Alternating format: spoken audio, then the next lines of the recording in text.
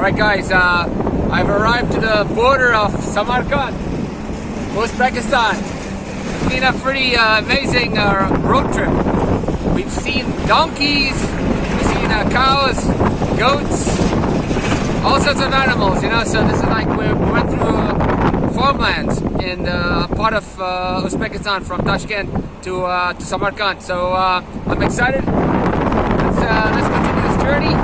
Let's see what else Samarkand has to offer. Welcome to Samarkand.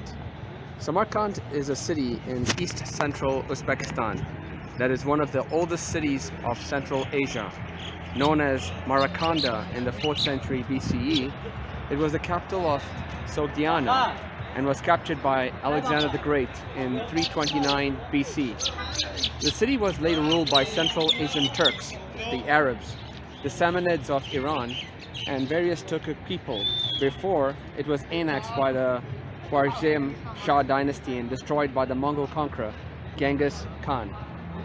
After the people revolted against its Mongol rulers, Samarkand became the capital of the empire of Timur, who made the city the most important economic and cultural center in Central Asia. Samarkand was conquered by Uzbeks in 1500 and became part of the Khanate of Bukhara. By the 18th century, it had declined, and from the 1720s to the 1770s, it was uninhabited. Only after it became a provincial capital of the Russian Empire in 1887 and a railroad center did it recover economically. It was briefly the capital of Uzbek Soviet Socialist Republic. Samarkand today consists of an old city dating from medieval times and a new section built after the Russian conquest of the area in the 19th century. The historic city was designated a UNESCO World Heritage Site in 2001. The newer Russian section of Samarkand, construction which began in 1871, expanded considerably during the Soviet period, and public buildings, houses and parks were built. There are Uzbek and Russian theaters, a university opened in 1933, and higher educational institutions for agriculture, medicine, architecture, and trade. Samarkand derived its commercial importance in ancient and medieval times from its location at the junction of trade routes from China and India. With the arrival of the railway in 1888, Samarkand became an important center for the export of wine, dried and fresh fruits, cotton, rice, silk, and leather. The city's industry is now based primarily on agriculture, with cotton ginning, silk spinning and weaving, fruit canning and production of wine, clothing, leather and footwear, and tobacco. Welcome to Samarkand. Guys, I'm in the section of Samarkand called Old City, which is the Russian section, and I just wanted to show you a little bit about this place and all the Russian wares that it offers. So you'll find like a lot of stores over here that carry all sorts of Russian types of products, and obviously here you have the Samarkand bread, the lipyoshka. It's much thicker,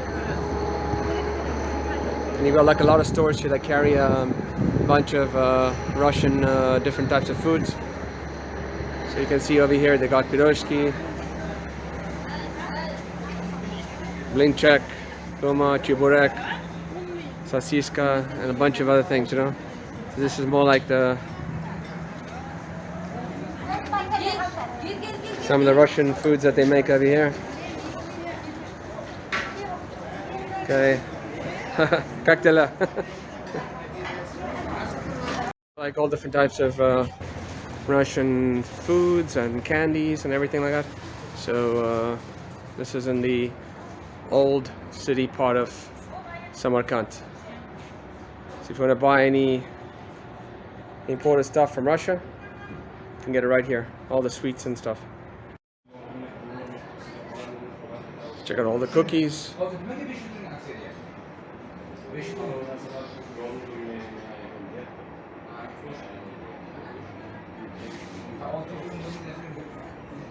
And other snacks.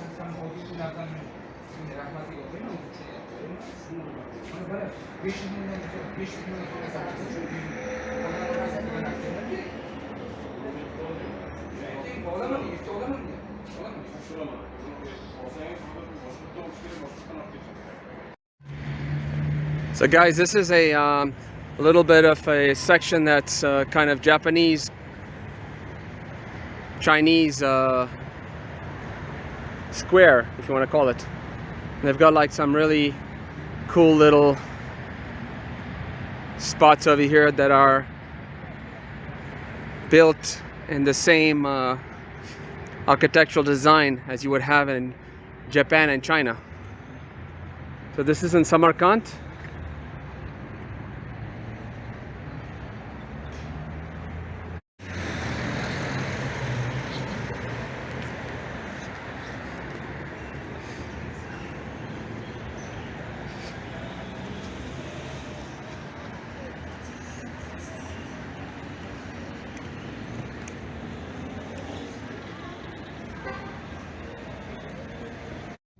Alright guys, this is the famous University Boulevard in Samarkand, and it has a lot of Chinese influence.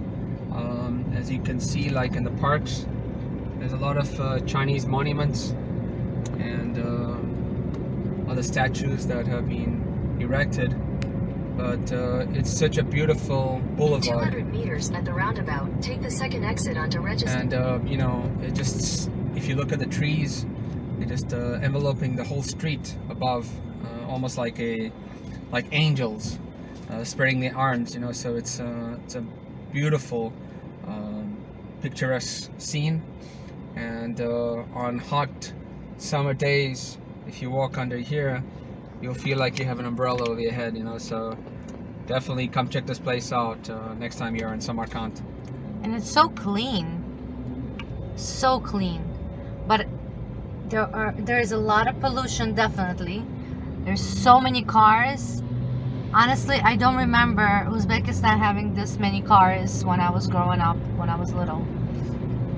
Right now they're like, I don't know, quadrupled the amount, and definitely you can see the pollution.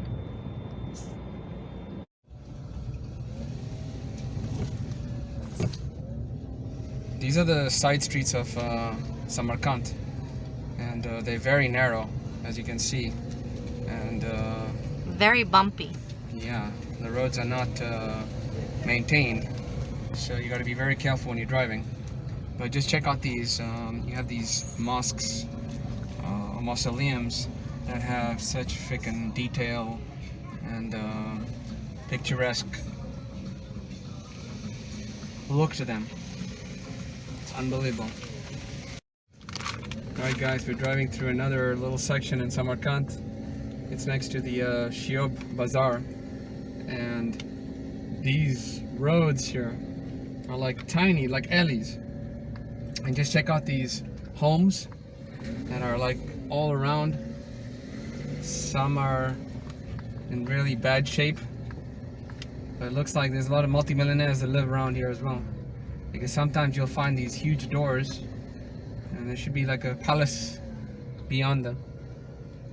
So just wanted to give you a little overview of different part of Uzbekistan, Samarkand.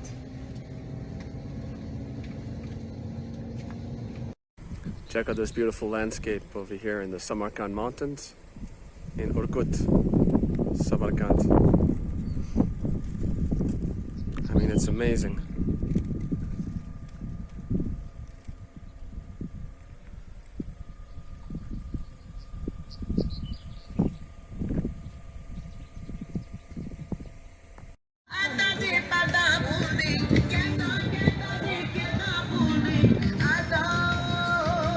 This is a Siob Bazaar, which is the largest bazaar in Samarkand, and you can find all sorts of stuff over here, from clothing to foods to housewares and much more. So let's have a quick overview.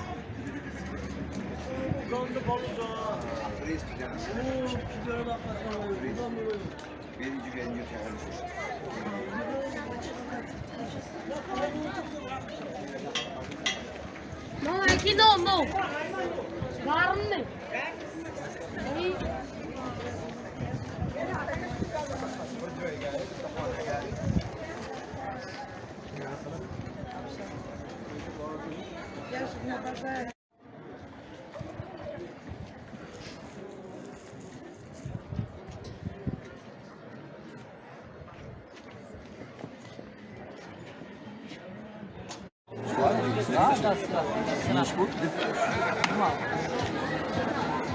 This is pomegranate juice, freshly squeezed.